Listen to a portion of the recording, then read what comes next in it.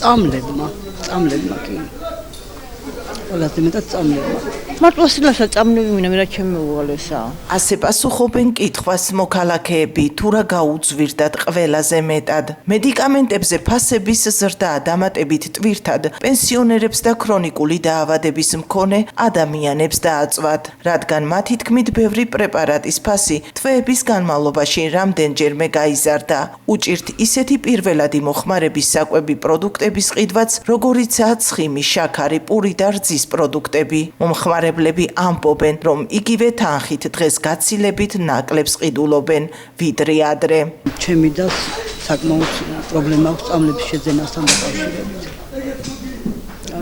ქრონიკული დაავადებები აქვს და ძალიან უჭირს წამლების შეძენა. ყველაფერს კიდე მოითმენს ადამიანმა წამლები, რომ უნდა რიგდებოდეს ისეთი წამლები, რაც აუცილებლად ჭირდება ქრონიკულ დაავადებისთვის პაციენტს. ეგ იქნება შეღავათი ძალიან. რა ვიცი, რა გინდათ რომ გაზურებული არ იყოს ყველაფერი. პირდებია ვითომ ტელევიზორით რომ გაიაფთება დრო უნდა ყველაფერს. პენსიას სოციალ არ დაგვიმატებს ეგ იყო. 400 სოციალს აღებული ჩვენ ამ ფიან ზონაში ვართ, ქვეშ ცხოვრობ და 440 ლარი ავიღებ. საკმარისია ყოფნით მერე. არა ყოფნით, არა.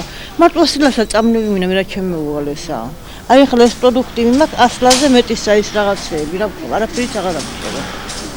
აი ეგ არის მეტი არაფერი შუა. თან ბანკში შემაქვს 70 ლარი და ეგ არის რა.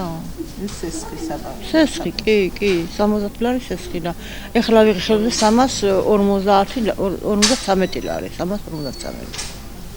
განსაკუთრებით წამლები პენსიონერებისთვის. თუ რა მეგაგეთდება მივესალმებით.